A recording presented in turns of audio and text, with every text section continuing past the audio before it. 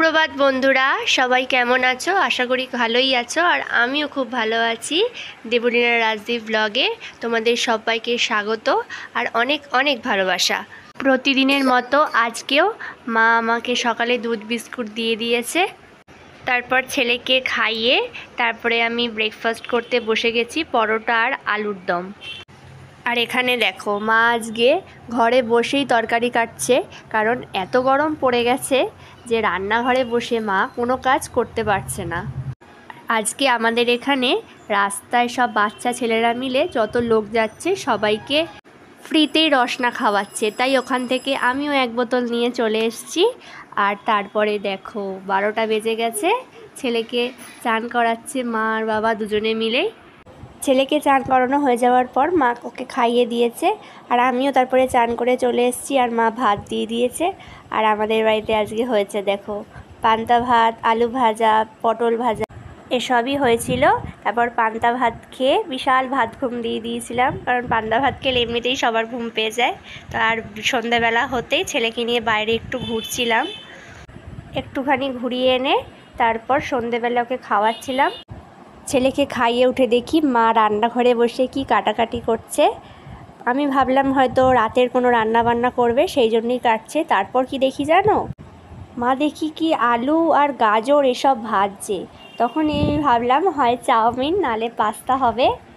তারপরে দেখি যে বাবা পাস্তা নিয়ে এসছে দোকান থেকে, তার মানেই বুঝলাম আজকে পাস্তা হবে বিকালে। আমি ভাবতেই পারিনি মা আজকে গরমের মধ্যে এসব রান্না করবে। যাই হোক, ঘরে পাস্তা হচ্ছে দেখে আমি আজকে খুব খুশি। অনেক দিন পর আজকে আমি পাস্তা ট্রাই করব।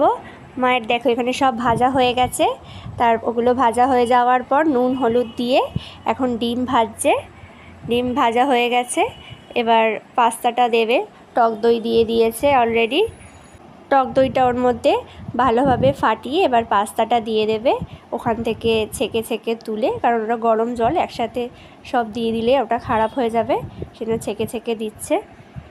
লাস্টের দিকের পাস্তাটা তোলার সময়, ছাঁকনি দিয়ে তোলার সময় খানিকটা গরম জল মায়ের জামার মধ্যেও পড়ে গিয়েছিল, কিন্তু কিছু হয়নি, সব ঠিকঠাকই আছে। পাস্তাটা ভালোভাবে দেওয়া হয়ে যাওয়ার পর, মানে সবটা দেওয়া হয়ে যাওয়ার পর এবার ভালোভাবে নাড়িয়ে নিচ্ছে সস দিয়ে। জানো তো, আমার মায়ের এই টক দই দিয়ে পাস্তা খেতে খুব ভালো লাগে, কিন্তু আমার এই টক দই জিনিসটা খুব একটা ভালো লাগে না, সসও ভালো লাগে না খুব একটা, তাও খাই আমি। কথা বলতে বলতে পাস্তাও রেডি হয়ে গেছে আর আমি খেতেও বসে গেছি। টিফিন করার পরেই মা রাতের রান্নাটা করে নিচ্ছে। রাতের রান্না বলতে কিছুই না, খালি রুটি করছে, তরকারি সব দুপুরে রয়েছে, তাই রাতে আর কিছু করবে না। যা গরম পড়েছে তাই সব তাড়াতাড়ি কাজবাজ করে নিচ্ছে।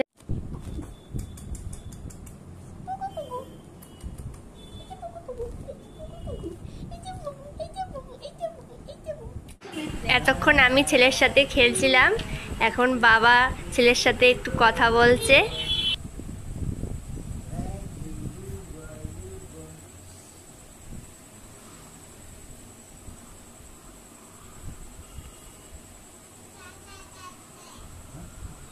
আজকের ভিডিওটা এখানে শেষ করছি। ভিডিওটা ভালো লাগলে লাইক, কমেন্ট, শেয়ার এবং চ্যানেলটাকে সাবস্ক্রাইব করে দিও। দেখা হচ্ছে নেক্সট ব্লগে। Good night, by.